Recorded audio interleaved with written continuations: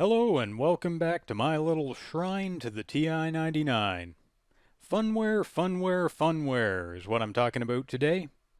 Funware being one of the most successful third-party game publishers for the TI-99 in its 80s heyday. And a successful third-party game publisher for TI-99 was not an easy thing to be at the time, because famously, TI did not like the idea of vendors going it alone, selling games for their system without TI having a say and getting their cut. Nowadays, just about everyone agrees that was a massive miscalculation on TI's part. In retrospect, third-party software publishing was the lifeblood of the most successful platforms of the era. But whatever it is TI thought they'd be achieving by fighting third-party software publishing, they didn't entirely get their way, thank God. Third-party publishing did happen, with or without TI's blessing. And Funware briefly became one of the biggest culprits. The other biggest name in third-party carts for TI-99 being AtariSoft. And what they added to the library was definitely a big win for TI-99 gamers.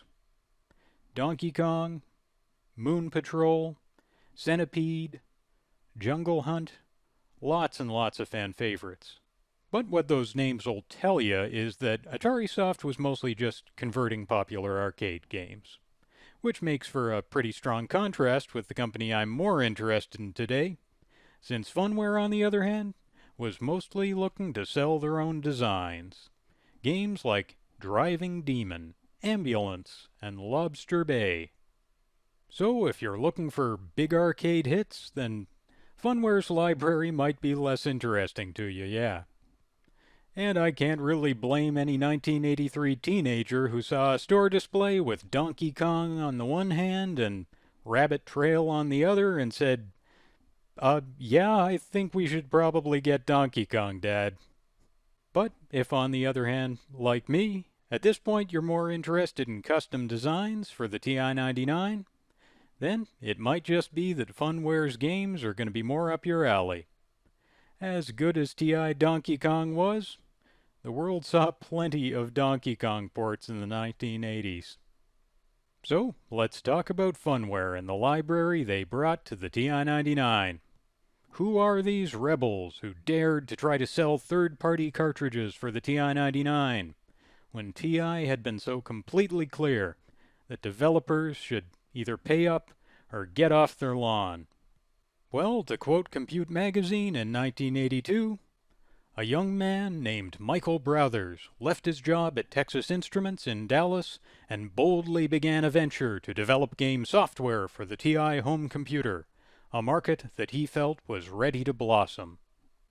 And by the start of '83, Brothers and his company were ready to announce their game offerings for the TI-99. In the January issue of 99er magazine, they've got a full-page ad, and we've got art and titles for their upcoming games. Test your egg-catching agility in Hen House. Help exterminate angry ants in Ant Colony. Avoid weasels and snakes while improving your carrot diet in Rabbit Trail. Defend the last space frontier in Galactic Barrier.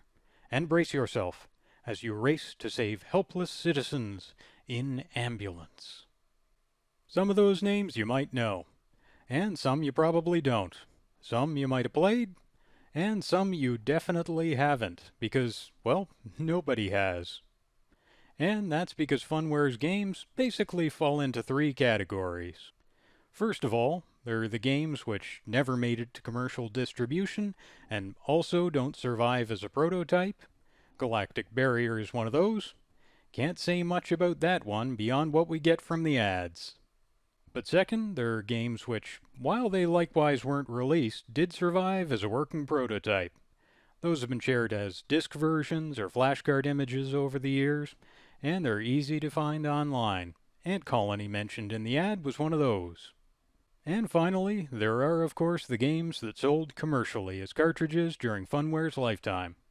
So, those we have official instructions and branding for, and you'll have carts to collect if that's your thing. Rabbit Trail mentioned in that ad being an example of one of those.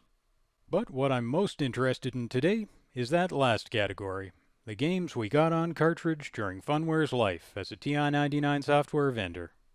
Some of them are good, some of them are bad, and probably none of them are going to blow your mind, but given their original designs for third-party games, I definitely think they're worth a look as a key piece of TI gaming history. Having said that about Funware's released carts, Funware's unreleased games can be sometimes even more interesting, mainly thanks to playable versions we have for a bunch of them, a couple of which are pretty ambitious. But I'll save that story for another time. For now, let's focus on the games which got into the hands of early 80s 99ers, thanks to Funware's rebellion against TI's tyrannical first-party control. That was a rebellion which got its best expression at Summer CES 1983, where the story goes, the most blatant show of defiance to TI's attempted lockout of third-party suppliers occurred on Tuesday, June 7th at 4 p.m., when Michael Brothers, president of Funware of Richardson, Texas, calmly walked up to a version 2.2 console at the Texas Instruments booth, inserted his newly released cartridge titled Ambulance, and showed that it will indeed work on TI's newly modified machine. To which TI responded, "It is a clear violation of our patent rights, and I am sure that our legal department will take the appropriate steps." Though I guess they didn't need to in the end. Killing the platform completely did what trying to kill third-party development during its lifetime couldn't. Anyway, I'm getting a bit ahead of myself here, since the first batch of carts from Funware actually came out before that summer CES. Rabbit Trail, Henhouse, and Video Vegas were their opening trio, and that batch makes for a pretty good start from Funware, as long as you buy the idea that 2 out of 3 ain't bad. For its part, Rabbit Trail is a pretty simple platformer, whose billing tells us to watch out for weasels, hawks, and traps, or hop onto a raft to escape your enemies. Collect all the carrots as you crawl through rabbit holes. So that's what you do, while difficulty and threats multiply as the game progresses, and you get new tools to help you avoid them along the way. Like the hidey holes where you can wait for enemies to pass on the early levels. All in all, Rabbit Trail probably isn't going to draw you away from the other hit platformers of the early 80s. It gets minor points for making the Rabbit 3 colors, though. To this day, having grown up with the TI-99, I am unreasonably impressed by multicolor sprites every time I see them. What? A video game character can have more than one color? Seriously, that's what's going through my brain every time I see this kind of thing. But hell, I didn't even have extended BASIC when I was really young, so I should be impressed by any sprites at all. For what it's worth, that's Rabbit Trail, which honestly, I really do enjoy pretty well, maybe more than it deserves. There's really not much going on at first, but, well, the game does have some reasonable variety to it once you get into the later stages. Is Rabbit Trail a TI classic? Nah. But it's definitely playable. The bog-standard basic platformer mechanics work about as well as they should, but most of its hazards and the gameplay tools it gives you aren't taken directly from Donkey Kong or anywhere else in particular. So, I'll give it a mildly approving meh, with points for a little originality. It did the assignment. But what about this Henhouse, the first ad we saw mentioned next? Well, it too is pretty okay-ish, which is kind of looking like the Funware brand so far, for better or worse. Henhouse is maybe a little better than okay-ish in the end. It's a fairly straightforward design, but it gets the job done, and in a recent Atari Age forum poll, it was the TI community's favorite Funware game. According to Funware's 1983 brochure, in Henhouse, we have to help Farmer Jones collect the eggs from his henhouse, but be careful.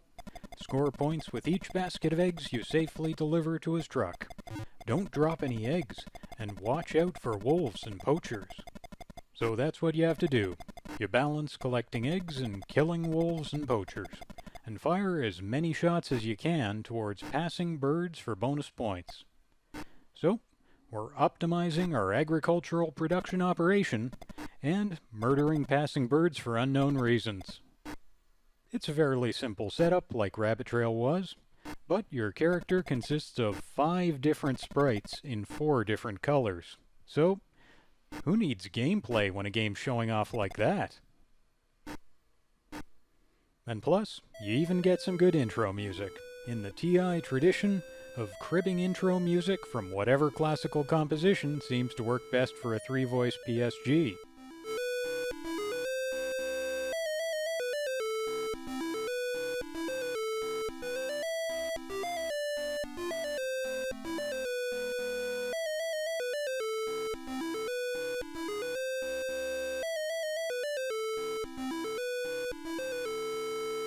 But seriously, Henhouse is a pretty playable action puzzle game. You're not likely to get much of a fast action fix out of this one, but the business of balancing your time between collecting eggs and firing your gun at enemies and birds makes for some solid strategy in the end. So you might be thinking, alright, well, seem to be gravitating towards increasingly okay-ish, maybe even good games. Probably you're ready for something really worthwhile at this point. Well, I'm sorry to say, instead, it's time for us to look at Video Vegas. A really great game is going to have to wait, because Video Vegas is a slot machine. And that's all it is, it's a slot machine. In video game form. Video Vegas is actually one of the rarest and most expensive of the Funware games. A loose cart in mediocre condition went for over $100 recently in 2021. So, on the bright side, if you do waste your money on this worthless piece of crap, you at least aren't likely to waste your time playing it. Then again, maybe I need to run a 24-hour Video Vegas marathon stream someday.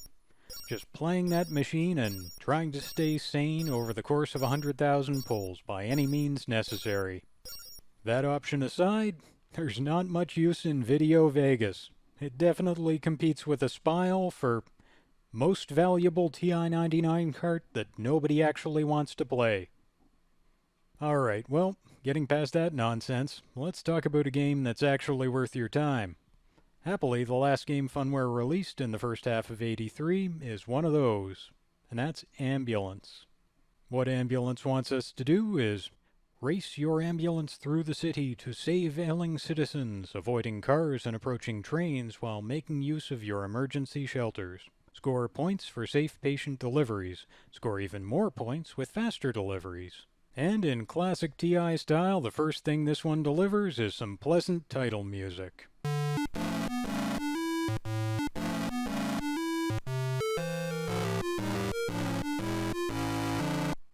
Not bad, but as always, not original. Still, I do like to start a game with a classical music composition for PSG. Once you're in-game, Ambulance has you driving around, picking up patients, and getting them back to the hospital, hopefully without killing yourself or them. In practice, though, you're going to be constantly killing yourself and killing them. This city is an abattoir of death and sorrow, and it's all your fault. I feel like this game could have leaned into the dark reality of the setup if it wanted to. Especially given that your ambulance has a siren, but nobody in this dystopian nightmare of a city ever stops for it. They just drive on by, right through you, every time. When they see an ambulance coming and hear its siren, they bear down full speed. What a nightmare. But jokes aside, the game controls really well, making it the best of the games we've looked at so far for me. The level map changes as you progress through the game to keep things fresh, and it gets harder and harder to save everyone as the game goes on. Eventually, everyone dies. Fun! So those 4 games were the first taste 99ers got of what Funware had to offer. Rabbit Trail, Henhouse, Video Vegas, and Ambulance. But that wasn't all we got. The next 2 games from Funware are a couple of its most popular. The first of those is Driving Demon, a racing game. one for a TI-99 market without great options in that area at the time. We eventually got pole position, but even that isn't a great port. It kind of shares a problem with the TI-99 version of Demon Attack. Both look pretty great and feel pretty good at first, but play them enough and you'll find out there is no end game. The challenge ends forever after a couple hours of play. No such trouble with Driving Demon, though. It strikes that balance that you need to strike in a racing game as far as difficulty curve goes, where it's always tempting you to go a little faster and drive a little more dangerously, and doing that has the potential to pay off score-wise, but living dangerously has just as much potential to get you killed. Graphically, like most Funware games, Driving Demon is just okay. But it does enough things right in a racing game category that the system kind of lacks, that I think it's a really worthwhile addition to the TI-99 library. Sound-wise, I think Driving Demon does a good job. We get pretty convincing engine noise that changes as you speed up, slow down, and change gear.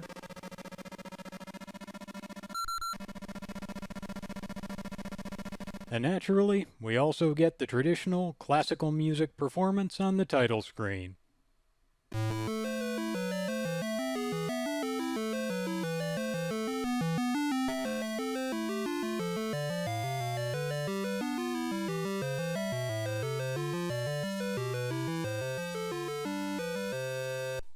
Which is one of the better ones on the system, if you ask me.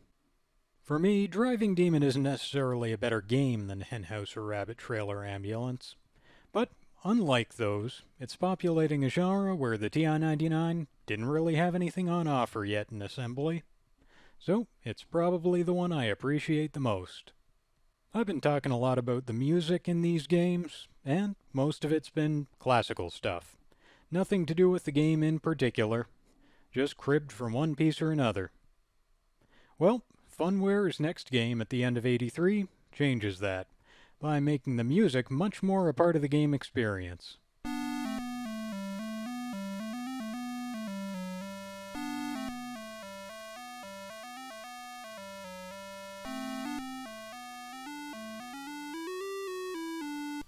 As you can see, that's Saint Nick, a Christmas game where you play as Santa.